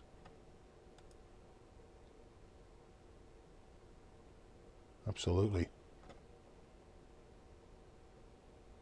Anything else down there? No, not really. Again, I'm not crazy about the single pickup ones. It's just I'm always trying to switch to the neck, and I'm like, oh right, there's only one pickup. Anything vintage? Focus 6000. Another SM1, but now you're up to 729. That's what like mine is. I have that same one, the white. Off-white, really. Oh, there's an interesting one. That's a Focus, though. Yeah, the Savant, Schuster Savant. You'd have to be. I don't. These were. That was not a good selling guitar. Those were kind of. That was sort of the last gasp of Fender. I mean, of Kramer. Yeah, the Schuster Savant. It's more idiot than Savant. Pacer. You can see. I don't know if it's just the shadow. Oh yeah, it's got some condition issues, huh? You can see it's missing some stuff down there. A little bit of paint. Looks like a little bit of,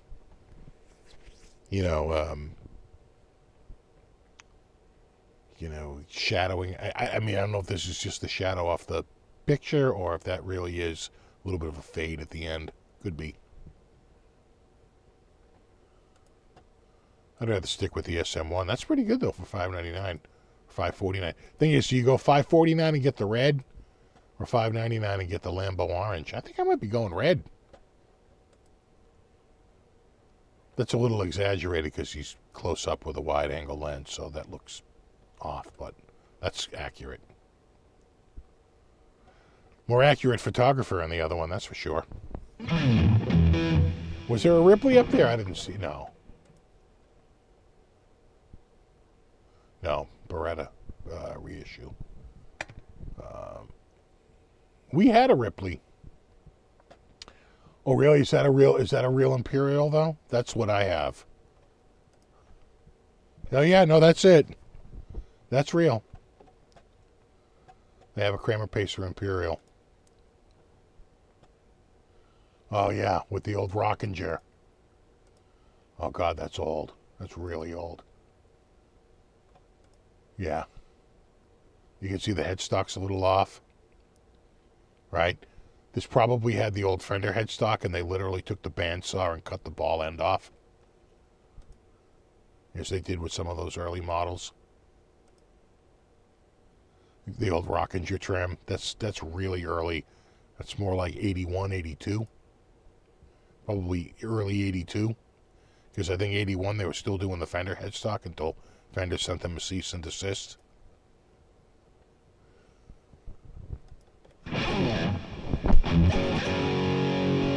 What's up, Tone Lives? What about an Assault 2? Yeah.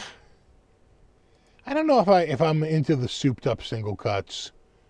I know what you're saying. Or like an ESP, yeah. I don't know. I think I'm more of a Strat type.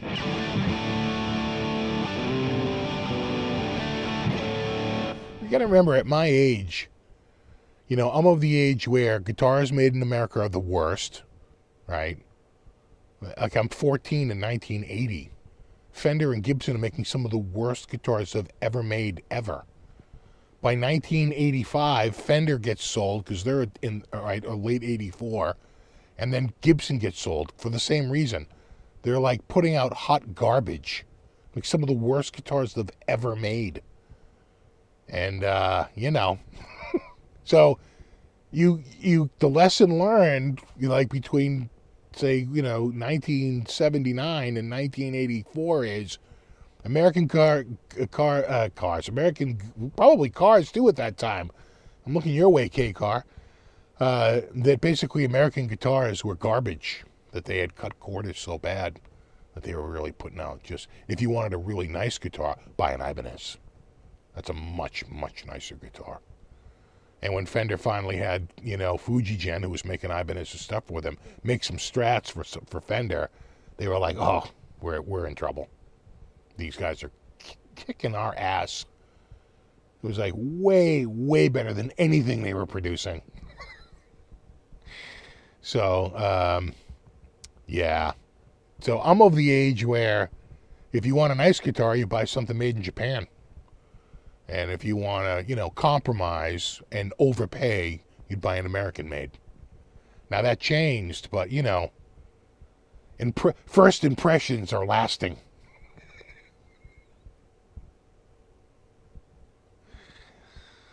Our friend of the Strat's good. They finally got it together by the third year, which was 1982. So 1980 and 1981, they really weren't ready to put those out yet. The price of gold had shot through the roof. And they were having trouble sourcing the parts with the gold-plated parts. So the first couple of years, they have gold bridges and gold knobs, but chrome, tuners. It didn't look right, mismatched hardware.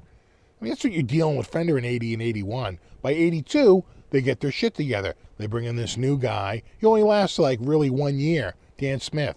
Now all of a sudden, the tuners match. They get the gold-plated brass tip on the selector switch, right? They finally put together the guitar that they promised when they first brought it out. It took them 3 years to do it. And then they said, you know what? We're losing our shirt on this guitar, and they dumped it. And we're losing our shirt on this quality control. The only good year was like 82. And then they quickly went right back downhill again. Because they just... They didn't want to pay the money. It was cutting costs. Oh, all this quality, all this improvement in quality is costing us money.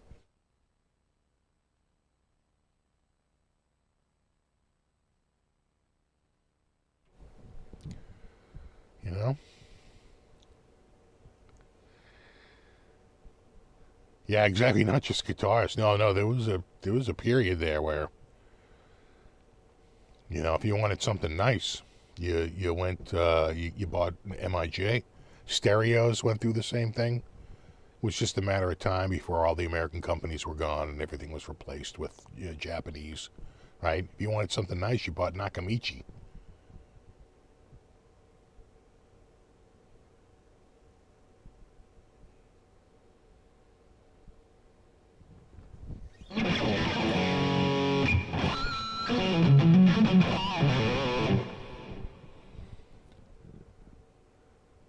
Now Fender's selling extended warranties, great. Now you can just, right? And those warranties are always suspect anyway, because they're always going to say, well, it was pilot error, right? You turned it up too loud, you plugged in the wrong thing, something, right? That's why even guitar warranties, it's a bit of a joke.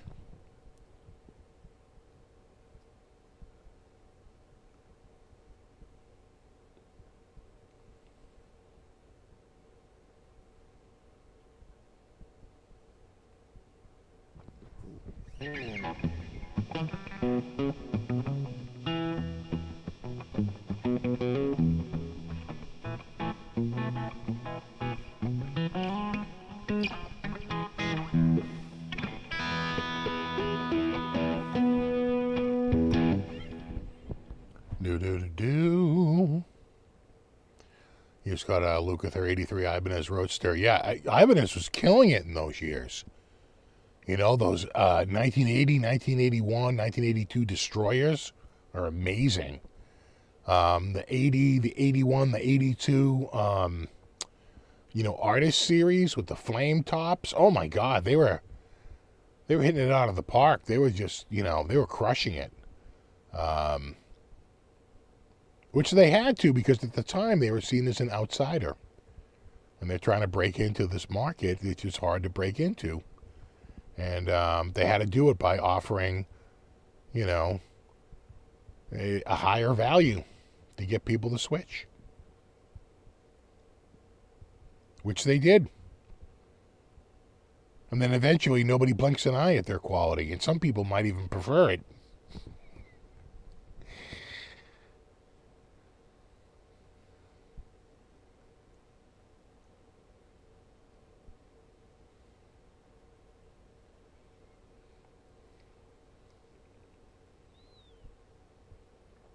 You had an 81 Roadster bass that was amazing.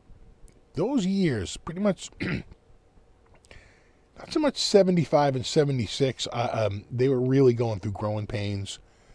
But certainly by like 77, 78, Ibanez had really started to say, you know, they start to introduce their own like in-house stuff like the Artist and the Iceman, right? And they start to come up with their own designs, and they're not just copying like Gibson and Fender any longer. And you know, there are some models in those years that are just really, really high end. Again, they're trying to break in.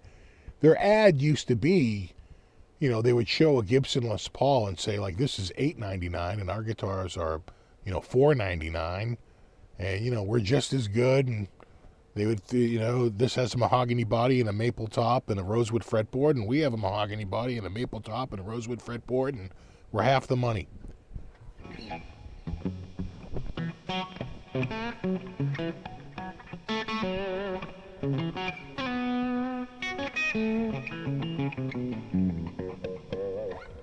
Carvin probably would have had more sales if they went into stores, but the margin, right? Now you have to build in a margin for the dealer. We just saw that with Vola, right? When Vola was going through dealers, guitars that, you know, cost $1,400 an hour were like $2,200,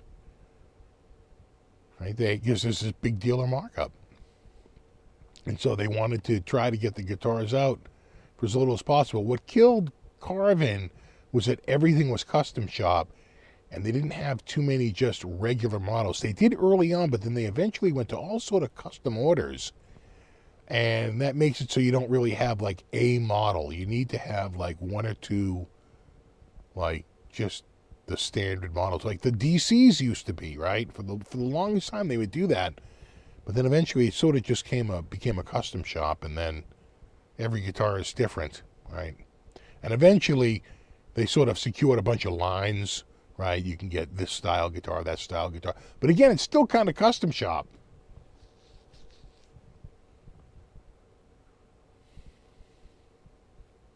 You want a lawsuit rocket roll? They had one. It's expensive, though. I just saw one. Let's see if we can find it. I just recently, could be sold. Let's check. I just recently saw one, though. Do do do do do do do do do boo boo boo.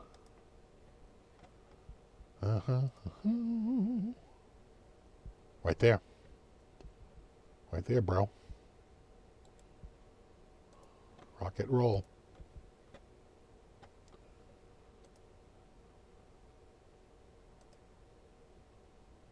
There it is. I don't think that plate is that plate the... I feel like that's been changed. I'd have to look. The stinger on the back is correct. I don't remember that plate being like that, though. I feel like that's been changed, but I could be wrong. I may not know enough about it. Right there. 2,500. You could go to Reverb and pay. Some dude would get one. He'd go on here. It'd say $24.99, and then he'd write $54.99. Throw it up on Reverb. That's about right.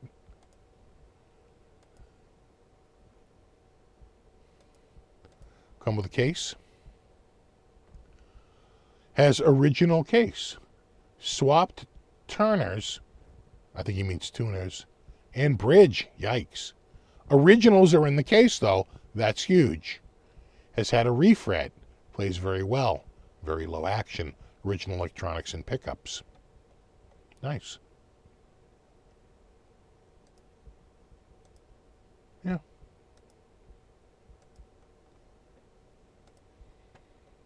As long as they still have the originals, I don't mind changes. It's when they don't have the originals, it's like, well, you ruined it, dummy. Here's another rocket roll. That's nice. $2,000.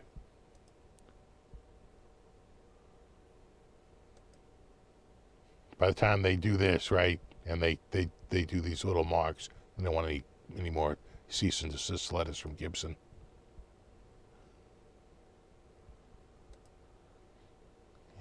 You know, the thing about vintage instruments is that they have an inflated price. I don't know that they're worth it. They're capitalizing on someone's nostalgia. They're hoping somebody's going to look at that and had one when they were a kid, and they're going to cough up the money for it. I don't know that these are particularly good investments. I think if you took the same money and you put it in a Standard & Poor's account, you'd probably do better over the same term than you would buying a guitar and trying to sell it at a profit years later. Stick it in a pegged mutual fund.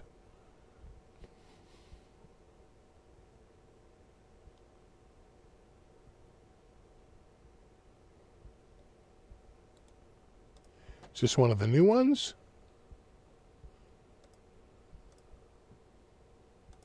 Yeah, it looks old. Oh yeah, and it's got the little engraving down there. I think that's right. God, nice photo.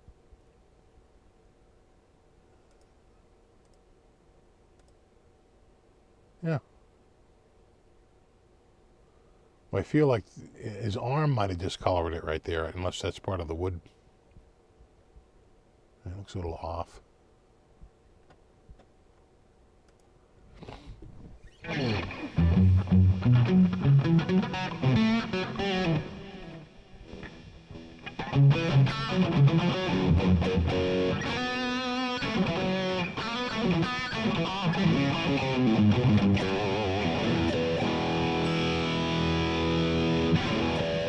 How do you do pick scrapes? You use the side of the pick. And you gotta remember, you always gotta pick up. It only goes so far, and then the hand takes over.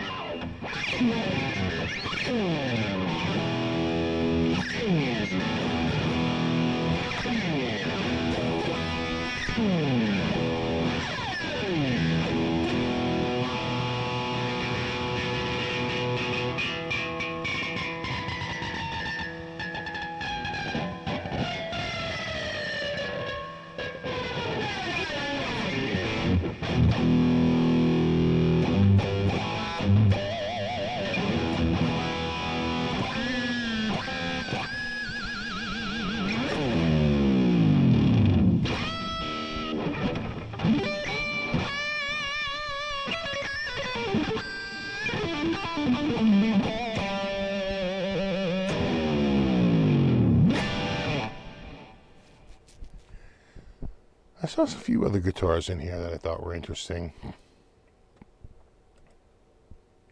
Let me see here.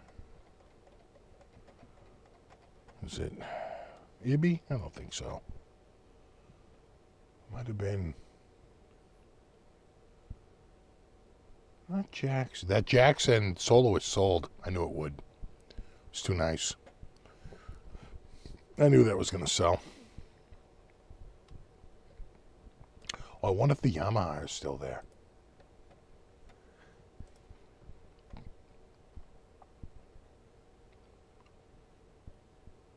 Holy shit, it sold. Oh my God. Yeah. No, that shit is gone. That is unbelievable. Right? Yeah, I'm sorted by price. Price keeps going down. And it was easily the most... Oh, wow. Yeah, I knew somebody would want that. Those were rare. That Super Strat we looked at last week, remember that? With the ebony fret. We had one at the music store. Those were super rare. Somebody looked at that and said, oh, you know what? I never see one of these up for sale. You know. Now, I wonder, just for shits and giggles, Yamaha. What was it? It was a...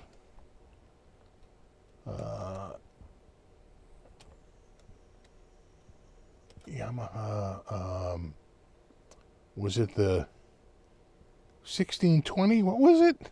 Shit, I can't remember it now. Um,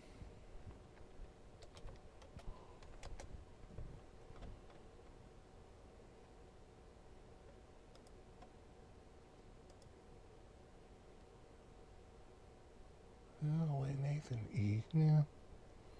I was going to see if it showed up on Reverb. Right? People buy shit on Guitar Center. I see it all the time. I see the same guitars on Guitar Center get bought, and someone throws it up on Reverb. I saw a dude buy a Fender the Strat in white for I want to say it was either $10.99 or $11.99, and I was following it, and then all of a sudden it sold. I said, "Oh, it's gone," and then I saw it over on Reverb like a day or two later for I think $26.99. He went from like way more than double what he paid for it. And good on you, man. Good luck. Good luck. I think he sold it for like $2,200. Still a good payday.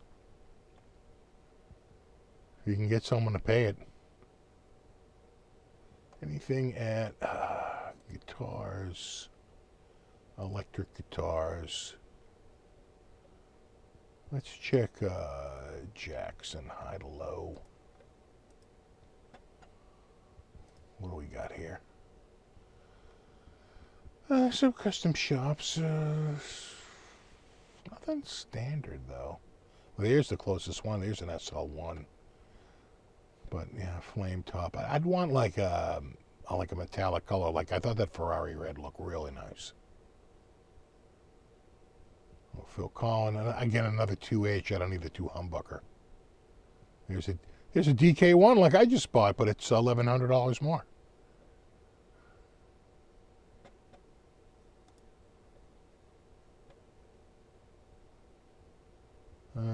Custom shop Fusion.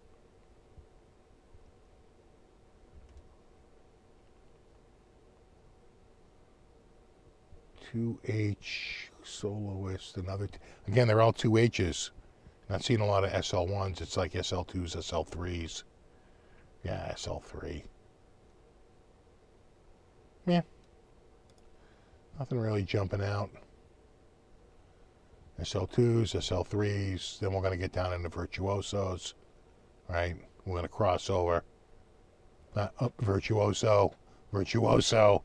Right? You're moving out of the SL3s. You're moving into Virtuosos. That's pretty much it. Yeah, Virtuoso series. That's pretty much how it goes. Now you're getting into MIJ.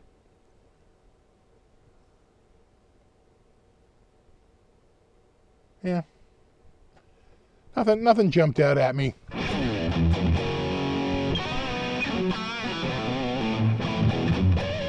Wow, it's 9 o'clock. I can't believe it. All right. 9 p.m. It's time for me to go rustle up some grub. No, you rock. I will see you guys in a week. Check out Monday's Guitar of the Week. I think you'll like it. I was very impressed with it.